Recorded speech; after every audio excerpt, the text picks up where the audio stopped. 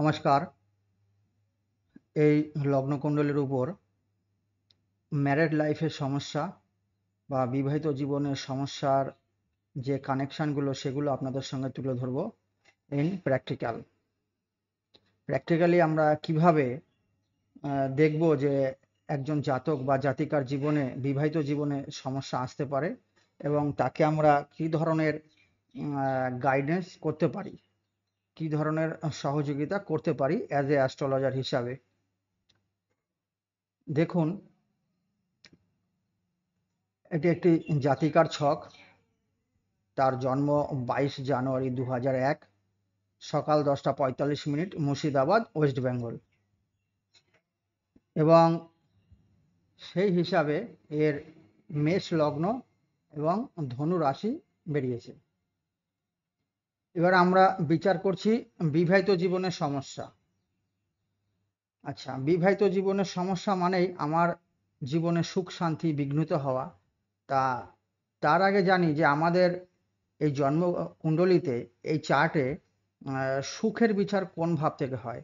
সুখের বিচার হয় চতুর্থ ভাব থেকে। আপনার বিবাহিত জীবনের সমস্যা তখনই হবে যখন আপনার গৃহসুখের সমস্যা হবে, কিংবা গৃহসুখের সমস্যা থাকলেও বিবাহিত জীবনের সমস্যা হবে। তাহলে গৃহসুখের বিচার কিন্তু আমরা চতুর্থ থেকে বিচার করে থাকি।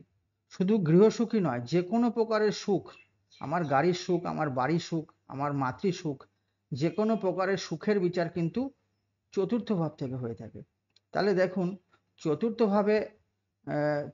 ভাব হচ্ছে এই লগ্ন কুণ্ডলী অনুযায়ী কর্কট রাশি পড়েছে। তাহলে দেখুন, কর্কট রাশির মালিক চন্দ্র নবমে অবস্থান করেছে, কিন্তু রাহু কেতুর এক্সিসে আছে। দেখুন, কেতুর সঙ্গে যুক্ত, রাহু দ্বারা দিষ্ট।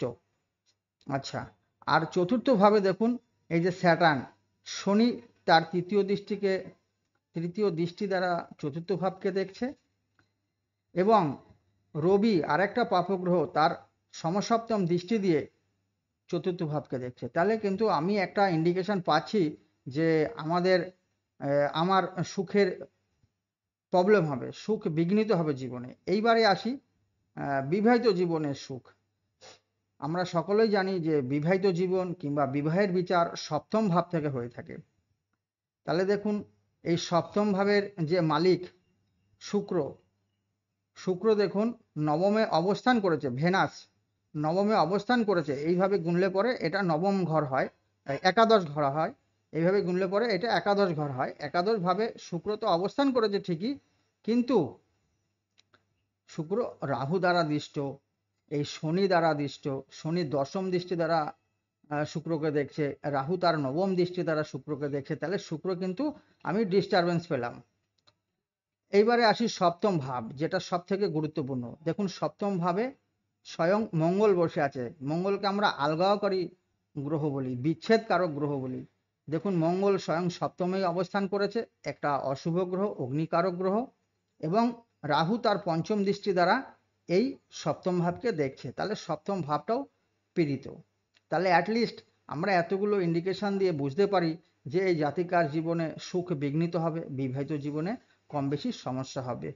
এবার অ্যাজ এ অ্যাস্ট্রোলজার আমাদের কি করণীয়, মানে এই জাতিকা কখন বিয়ে করবে, কখন করলে মোটামুটি এই ধরনের সমস্যা থেকে কিছুটা হলেও রেহাই পাবে। আচ্ছা, এখানে আরও যে কিছু বিষয় আছে থিওরিটিক্যাল, সেগুলো বলি। কোনো মেয়ের চার্টে বিবাহিত জীবনে সুখ শান্তি দেখতে গেলে প্রথমত বৃহস্পতিকে দেখতে হয়, যে বৃহস্পতি তার চার্টে কি অবস্থায় আছে। তারপরে আসতে হয় রবি কিংবা মঙ্গল। মেনলি হচ্ছে বৃহস্পতি। দেখুন, বৃহস্পতি এই চার্টে, জুপিটার দেখুন শনি যুক্ত, এবং আর একটা অশুভ গ্রহ মঙ্গল তার অষ্টম দৃষ্টি দ্বারা বৃহস্পতিকে দেখছে। তাহলে বৃহস্পতি কিন্তু ভালোভাবেই পীড়িত হয়ে গেল। একের অধিক গ্রহ যখন কোনো গ্রহকে পীড়িত করবে, ডিস্টারবেন্স করবে, তখনই কিন্তু আমরা ডিস্টার্ব ধরবো। একটা গ্রহ দ্বারা করলে, একটা অশুভ গ্রহ আর একটা শুভ গ্রহ কিংবা অশুভ গ্রহকে ডিস্টার্ব করলে, তখন কিন্তু সেটা আমরা ডিস্টার্ব ধরবো না। এখানে দেখুন, একের অধিক গ্রহ বৃহস্পতিকে ডিস্টার্ব করে রেখেছে এই ধরনের। এবং এই রাশিচক্রে মঙ্গল, আমি বললাম যে দ্বিতীয়ভাবে দেখব যে মঙ্গলও কিন্তু রাহু দ্বারা দিষ্ট। আবার এই রবি কিন্তু মঙ্গল দ্বারা দিষ্ট, চতুর্থ দৃষ্টি দ্বারা রবি রবিকে দেখছে মঙ্গল, তাহলে কিন্তু এই ধরনের আমি একটা ইন্ডিকেশন পাচ্ছি যে সপ্তম ভাব, সপ্তমপতি এবং মূল কারক গ্রহ বৃহস্পতি এরা কিন্তু সবাই ভালোভাবে এফেক্টেড। তাহলে কিন্তু এই জাতিকার জীবনে বিবাহিত জীবনে কিন্তু সমস্যা থাকবে। এইবার আসুন সময়, কোন সময় আমি বিয়ে করছি। অ্যাকচুয়াল এই জাতিকা বিয়ে করেছিল 24শে এপ্রিল 2023 সালে। 24শে এপ্রিল 2023 সালে বিয়ে করেছিল। তাহলে দেখুন 24শে এপ্রিল 2023 সাল যখন চলছিল তখন দেখুন রবির দশা আর বৃহস্পতি, সান আর জুপিটার, রবির দশা বৃহস্পতির অন্তর্দশা চলছিল। কবে থেকে চলছিল? 1 মার্চ 2023 থেকে 18 ডিসেম্বর 2023 পর্যন্ত বৃহস্পতির অন্তর্দশা ছিল, রবির দশা বৃহস্পতির অন্তর্দশা ছিল। তাহলে দেখুন, তাহলে আমি আগেই বলেছি যে বৃহস্পতি পীড়িত থাকলে সুখের বিঘ্নিত হবে, বিবাহিত জীবনের সমস্যা হবে। আচ্ছা, বৃহস্পতি কোন কোন ভাবকে অ্যাক্টিভেট করে রেখেছে? বৃহস্পতি খোদ নিজে তো দ্বিতীয় স্থানে, পরিবার স্থানে বসে আছে ঠিকই, কিন্তু তার পঞ্চম দৃষ্টি দ্বারা ষষ্ঠকে অ্যাক্টিভেট করে রেখেছে, তার সপ্তম দৃষ্টি দ্বারা অষ্টমকে অ্যাক্টিভেট করে রেখেছে। তাহলে বৃহস্পতি কিন্তু রেজাল্ট কখনোই ভালো দেবে না, কেননা বৃহস্পতি ষষ্ঠ অষ্টম নিজেই অ্যাক্টিভেট করে রেখেছে। সেই কারণে এর যখন বিয়ে হয়েছিল, তাহলে যেহেতু বিয়ের সাথে সাথেই ষষ্ঠ অষ্টম দুটো ভাবই অ্যাক্টিভেট হয়ে রয়েছিল, অটোমেটিক বিয়ের পরপরই কিন্তু এর বিবাহিত জীবনের সমস্যা আসে এবং বিবাহ কেটে যায়। বিবাহিত জীবনে নানা রকম সমস্যা আসে, অ্যাটলিস্ট সে ডিভোর্স নিতে বাধ্য হয়। তা এইভাবে আমরা চার্ট অ্যানালিসিস করব। এই চার্টে আরও অনেক কিছুই বলা যায়, কিন্তু একই ভিডিওতে এত কিছু বলতে গেলে ভিডিও লং হয়ে যায়। আপনারা আমার ভিডিও ফলো করবেন, লাইক কমেন্ট শেয়ার করবেন।